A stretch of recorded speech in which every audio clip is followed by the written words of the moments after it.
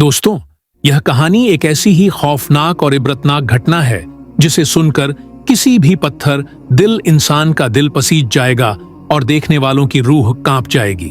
यह कहानी है उस औरत की जिसने अपनी खूबसूरती के गुरूर में और हवस की आग में अंधे होकर न सिर्फ अपने शौहर को धोखा दिया बल्कि अल्लाह के घर को, उस पाक दरगाह को अपने गुनाहों का ढाल बनाया और फिर उसे ऐसी सजा मिली कि वह दुनिया के लिए एक मिसाल बन गई। तो चलिए दिल थाम कर सुनिए यह सच्ची घटना।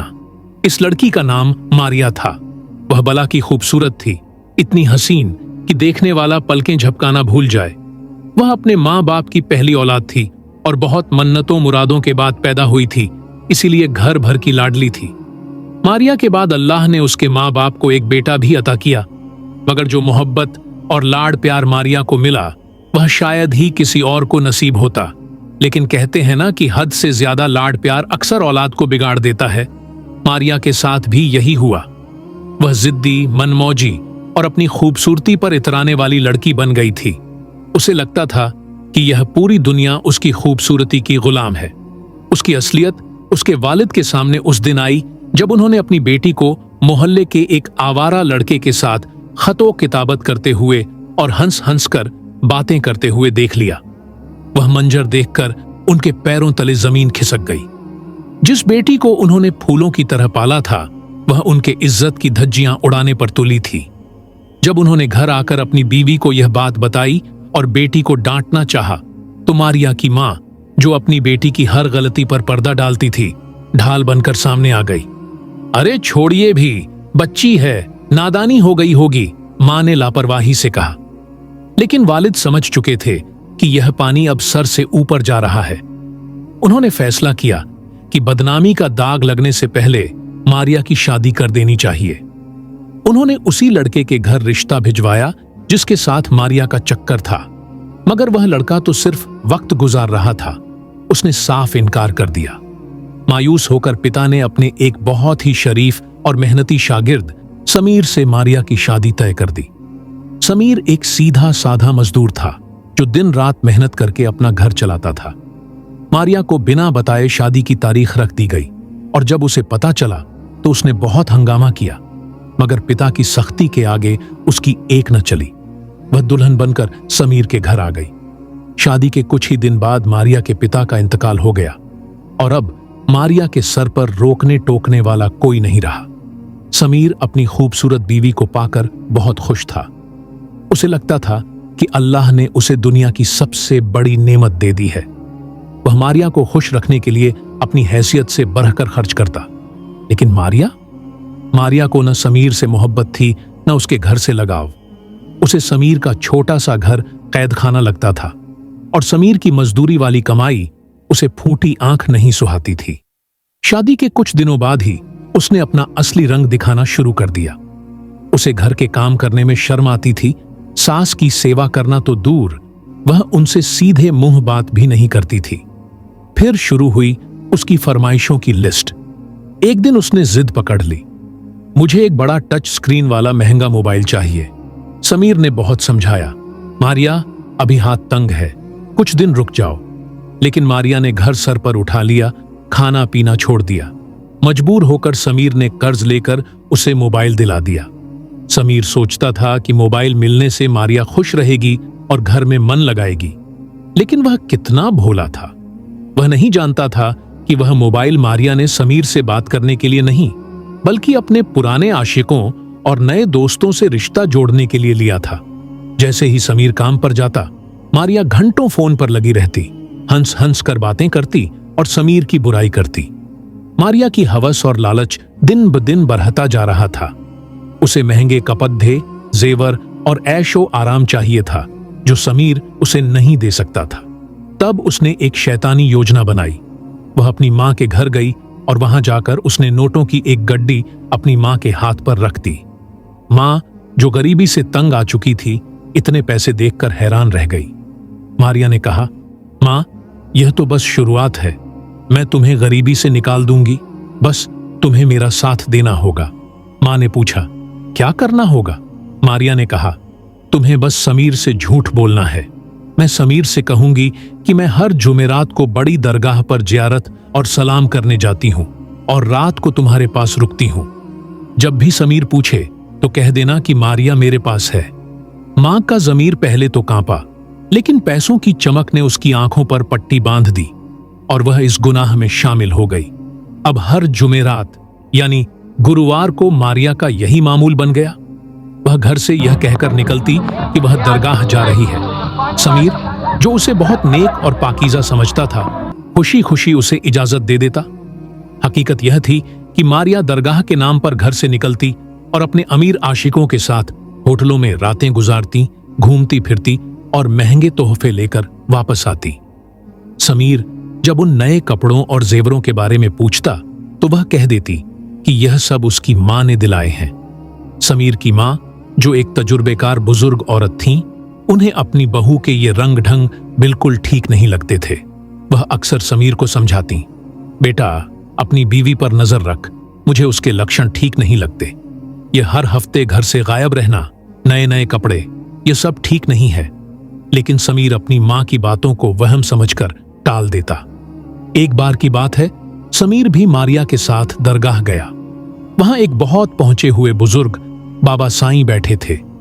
मारिया को देखते ही बाबा साईं चौंक गए। उन्होंने समीर से पानी मांगा और जब समीर पानी लेने गया तो बाबा ने मारिया की आंखों में आंखें डालकर कहा, बेटी, इंसान दुनिया को धोखा दे सकता है मगर उस ऊपर वाले को नहीं। तुम जिस रास्ते पर चल रही हो उसका अंजाम बहुत भयानक है। अल्लाह के घर को अपने गुनाहों की ढाल मत बनाओ, वरना ऐसी सजा मिलेगी कि नस्लें याद रखेंगी। मारिया यह सुनकर घबरा तो गई, लेकिन उसके अंदर का शैतान इतना मजबूत था कि उसने बाबा की बातों को अनसुना कर दिया और मन ही मन उनका मजाक उड़ाया। पाप का घड़ा भरने ही वाला था। एक दिन मारिया ने समीर से कहा, मां की तबीयत बहुत खराब है, मुझे 2 दिन के लिए उनके पास जाना है। समीर ने इजाजत दे दी। मारिया सज धज कर निकल गई, लेकिन समीर की मां ने समीर से कहा, आज शाम को तुम अपनी ससुराल जाकर देखना कि क्या वाकई तुम्हारी सास बीमार है और मारिया वहां है। मां के कहने पर समीर शाम को ससुराल पहुंच गया। दरवाजा मारिया की मां ने खोला। समीर को अचानक सामने देखकर उनके चेहरे का रंग उड़ गया। जब समीर ने मारिया के बारे में पूछा तो मां हकलाने लगी, वो तो अभी थोड़ी देर पहले अपनी सहेली के घर गई है। समीर ने कमरे में देखा, वहां मारिया का कोई नामो निशान नहीं था, लेकिन वह शॉपिंग बैग्स रखे थे जो वह सुबह लेकर निकली थी। समीर का माथा ठनका, लेकिन वह चुपचाप वापस आ गया। उसी रात करीब 12 बजे समीर के फोन की घंटी बजी। गलती से मारिया का फोन लग गया था और शायद वह कॉल काटना भूल गई थी। समीर ने फोन उठाया तो दूसरी तरफ से आ रही आवाजों ने उसके पैरों तले जमीन खींच ली। मारिया किसी मर्द के साथ थी और हंस हंस कर समीर का मजाक उड़ा रही थी। अरे, वो समीर तो मेरा पालतू कुत्ता है, मैं जो कहूंगी वो मान लेगा। उसे क्या पता हम यहां क्या कर रहे हैं। मारिया की यह बात सुनकर समीर का दिल शीशे की तरह टूट गया। उसका अंधा विश्वास चकनाचूर हो गया। वह रात भर रोता रहा। उस दिन जब मारिया घर लौटी तो समीर ने उसे पकड़ लिया।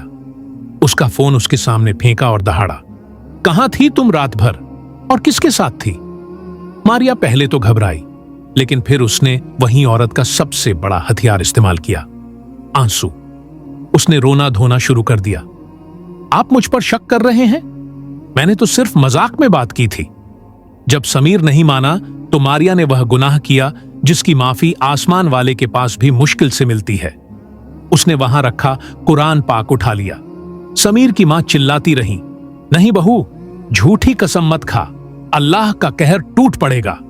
लेकिन मारिया ने कुरान पर हाथ रखकर सबकी आंखों में आंखें डालकर कहा, मैं इस पाक किताब की कसम खाती हूं कि मेरा किसी गैर मर्द से कोई रिश्ता नहीं है और मैं पाक साफ हूं। अगर मैं झूठ बोलूं तो अल्लाह मुझे बर्बाद कर दे। समीर, जो दीनदार आदमी था, कुरान की कसम के आगे झुक गया। वह खामोश हो गया और उसने मारिया से माफी मांग ली। मारिया अपनी चालाकी पर बहुत खुश हुई कि उसने कैसे सबको बेवकूफ बना दिया, लेकिन वह भूल गई थी कि उसने अल्लाह को चुनौती दी है। उस झूठी कसम के कुछ दिन बाद फिर जुमेरात का दिन आया।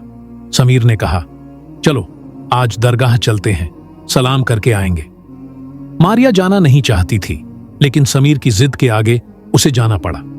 जैसे ही मारिया दरगाह के अहाते में दाखिल हुई, उसे अजीब सी बेचैनी होने लगी। उसे लगा जैसे उसके जिस्म में आग लग रही हो। वही बाबा साईं वहां मौजूद थे। उन्होंने मारिया को देखते ही अपना चेहरा फेर लिया। अचानक मारिया के पेट में एक जोरदार मरोड़ उठा। वह दर्द से चीख पड़ी, आह, बचाओ, मेरा बदन जल रहा है। उसकी आवाज इतनी भयानक थी कि आसपास के लोग सहम गए। समीर उसे उठाने के लिए लपका, लेकिन जैसे ही उसने मारिया को छूना चाहा, वह खौफ से पीछे हट गया। मारिया का हुलिया बदल रहा था। देखते ही देखते उसकी गोरी चमड़ी काली और सख्त होने लगी। उसके हाथ पैर मुड़ने लगे और उंगलियों के नाखून किसी जंगली जानवर की तरह लंबे और नुकीले हो गए। उसके सर के बाल झड़ने लगे और चेहरे पर जानवरों जैसे बाल उग आए। उसका मुंह आगे की तरफ खींच गया और एक जानवर के थूथन जैसा बन गया। वहां मौजूद सैकड़ों लोगों के सामने वह खूबसूरत औरत एक खौफनाक चौपाए जानवर में बदल गई। वह अब इंसान की तरह नहीं बोल रही थी, बल्कि उसके गले से जानवरों जैसी गुर्राने की आवाजें आ रही थीं। वह जमीन पर चारों हाथ पैरों के बल रेंगने लगी और अपने ही कपड़ों को नोचने लगी। यह मंजर देखकर लोगों की रूह कांप गई। लोग तौबा तौबा पुकारने लगे। बाबा साईं अपनी जगह से खड़े हुए और बुलंद आवाज में बोले, ऐ लोगों, देख लो, यह अंजाम है उस औरत का जिसने अल्लाह के कलाम की झूठी कसम खाई, जिसने अपने शौहर की पाकीज़गी को धोखा दिया और अल्लाह के वली के दरबार को अपने गुनाहों का अड्डा बनाया। आज कुदरत ने उसका पर्दाफाश कर दिया है। यह दुनिया के लिए एक इबरत है। समीर दहाड़े मारकर रोने लगा, बाबा, मेरी बीवी को बचा लीजिए। लेकिन बाबा ने सर झुका लिया। बेटा, इसने अल्लाह से जंग छेड़ी थी। अब इसकी सजा यही है कि यह जिएगी, मगर ऐसे कि मौत भी इससे पनाह मांगेगी। मारिया, जो अब पूरी तरह जानवर बन चुकी थी, दरगाह के पीछे जंगलों की तरफ भाग गई। उसकी मां को जब यह खबर मिली तो सदमे से उन्हें लकवा मार गया। जिस पैसे की खातिर उन्होंने बेटी का गुनाह में साथ दिया, वह पैसा अब बीमारियों में पानी की तरह बहने लगा। दोस्तों, आज भी कहा जाता है कि जुमेरात की रात उस इलाके के जंगलों से एक अजीब से जानवर के रोने और चीखने की आवाजें आती हैं, जो सुनने में किसी औरत के सिसकने जैसी लगती है। तो दोस्तों, यह थी वह दर्दनाक और सच्ची कहानी जो हमें सिखाती है कि कभी भी अल्लाह की झूठी कसम नहीं खानी चाहिए और अपने जीवन साथी को धोखा नहीं देना चाहिए। ऊपर वाले की लाठी में आवाज नहीं होती, लेकिन जब वह पड़ती है तो इंसान कहीं का नहीं रहता। अगर इस कहानी ने आपके दिल को भी झकझोर दिया है और आपको इससे कोई सबक मिला है, तो कमेंट बॉक्स में तौबा जरूर लिखें। ऐसी ही